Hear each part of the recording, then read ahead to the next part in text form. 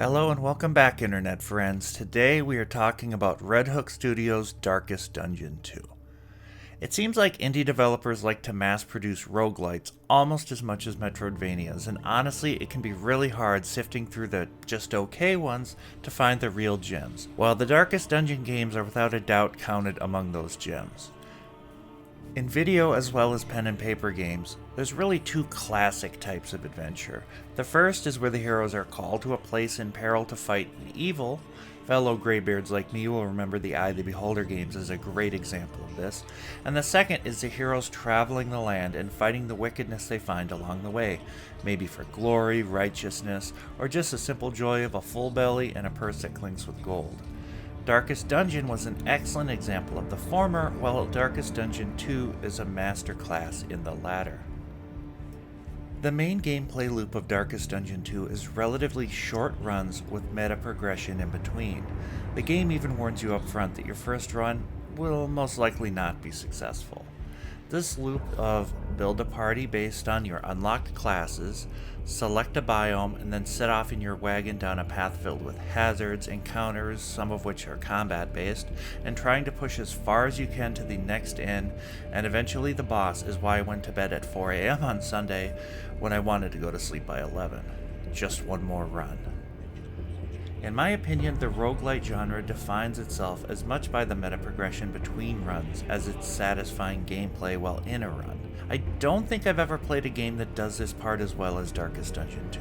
Your main currency is candles earned from finishing runs, whether they're successful or not, and they're used for everything from strengthening your heroes, unlocking new classes, getting pets, or stat increases for your wagon, and countless other things. Whether you're focused on unlocking all the classes and trying them, or fostering a small but elite roster, it will determine the vastly different challenges you face in your quest.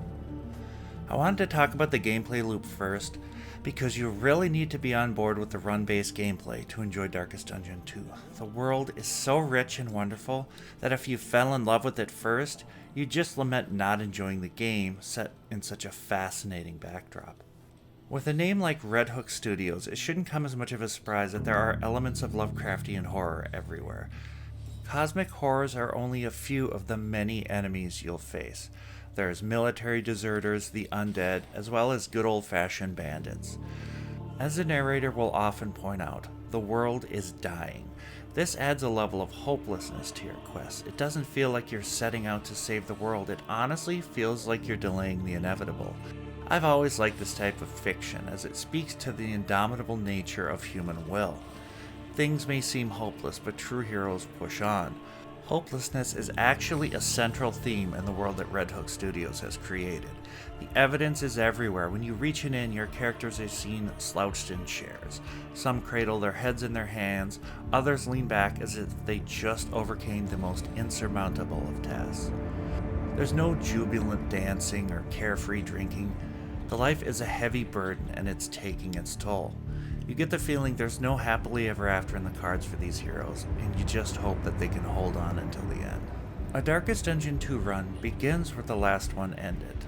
Barring the introduction, you'll be starting in your wagon next to the ruins of the last one. You'll ride for a short distance and arrive at the altar where you spend your candles from the previous run to unlock new classes or boost the stats of the previous ones already unlocked. After this, you're off to the first inn, and there'll most likely be a fight along the way.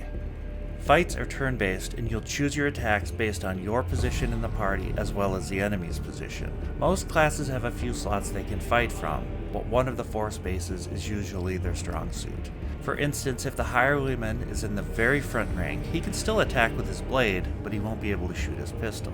Each class also excels attacking different enemy ranks. The man-at-arms is very tough and loves to be in the very front of the fray, but owing to his melee weapons, he mostly attacks the first 2 enemy ranks.